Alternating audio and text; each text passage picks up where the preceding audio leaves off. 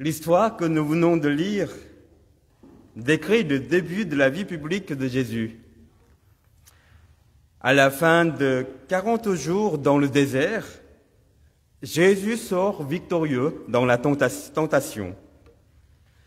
Il commence son ministère en Galilée, dans cette région où le peuple a soif de la libération, de la délivrance, du salut. Il dit du vrai, il fait du bien, il vit du beau. Tout le monde fait son éloge.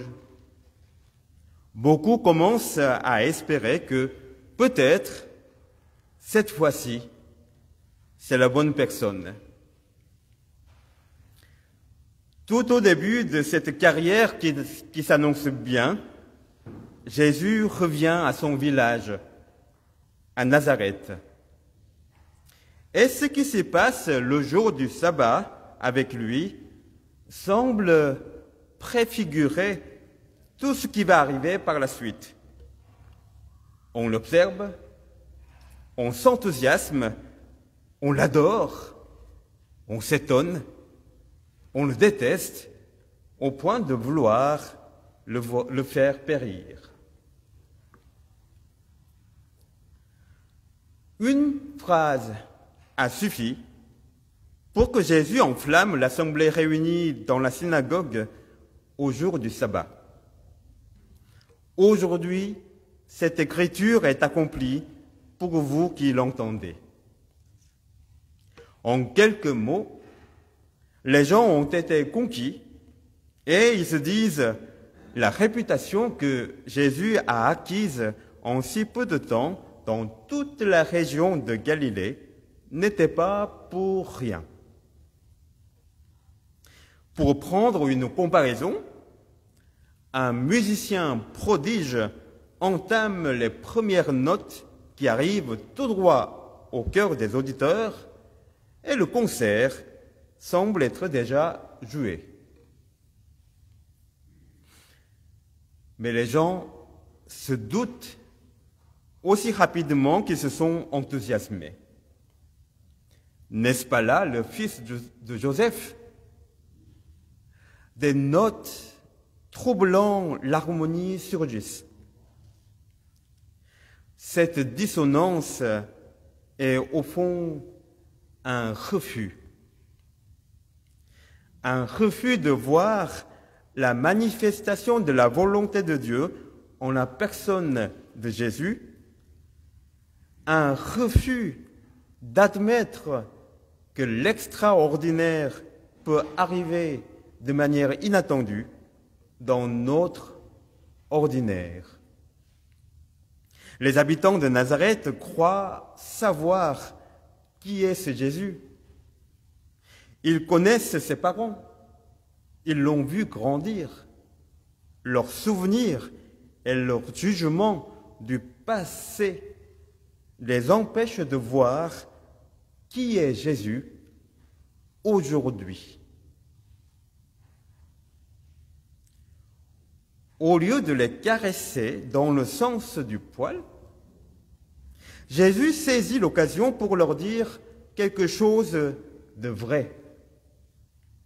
Et nous savons que la vérité peut nous faire du mal avant et pour qu'elle nous offre une réelle libération, tout comme une lumière qui nous brûle les yeux avant de chasser les ténèbres, ou tout comme une mélodie ou une harmonie inhabituelle qui dérange les oreilles avant de révéler la beauté d'un événement inattendu.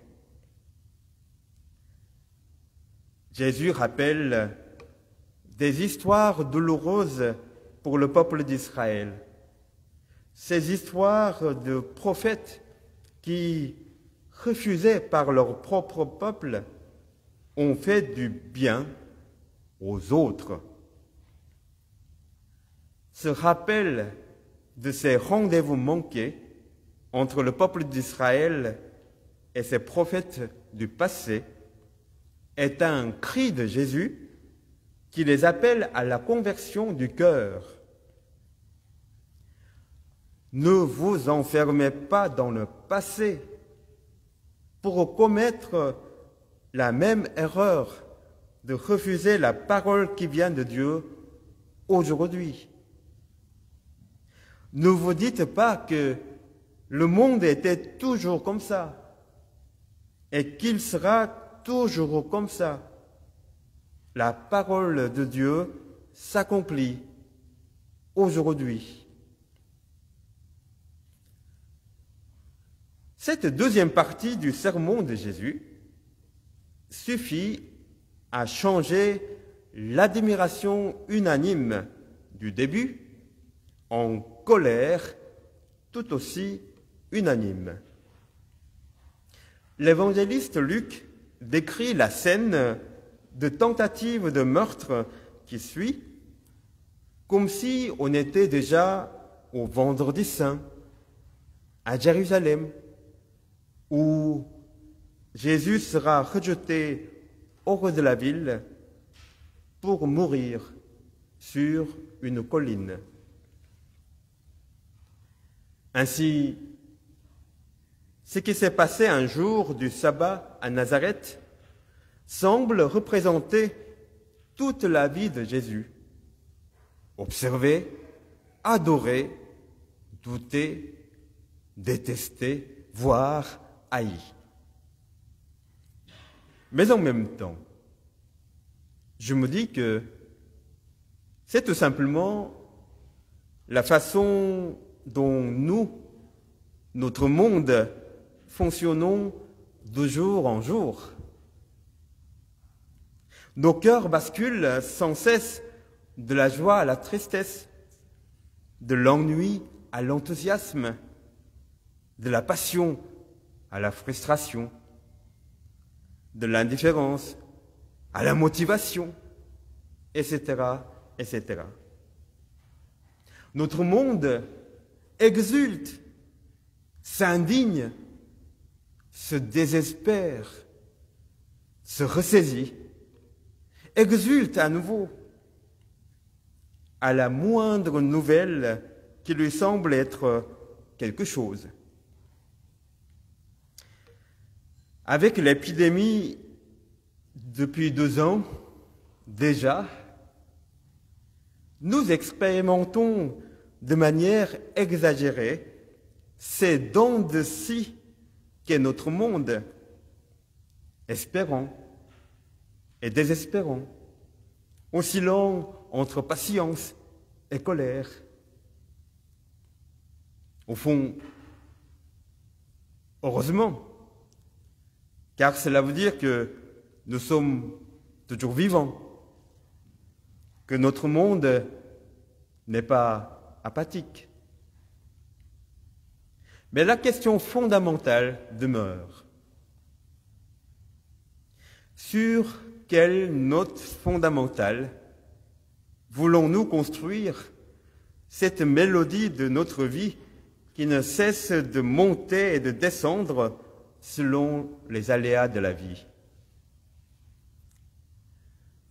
Voulons-nous la construire comme ces habitants de Nazareth, sur une basse continue désabusée qui dit au fond Dieu, le Christ, la confiance et l'espérance, nous savons qui il est, ce que c'est. Et voudrons-nous ainsi ignorer, voire supprimer tout ce qui peut nous indiquer une mélodie autre que celle de nos horizons humains? Ou bien voudrons-nous construire notre mélodie de vie sur la note fondamentale de la présence de Dieu dans et pour le monde? En effet, le visage du Christ vient nous interpeller aujourd'hui encore de manière surprenante. Malgré toute tentative de chasser le Christ hors du monde et de le précipiter dans l'abîme de nos préjugés, de nos indifférences. Il passe au milieu de nous pour aller son chemin, pour continuer à tracer le chemin de la paix, de la justice et de la vie. Sur ce chemin, il fredonne un accord composé de foi, d'espérance et d'amour. Une harmonie qui promet une grande résolution dans son royaume. Et il nous invite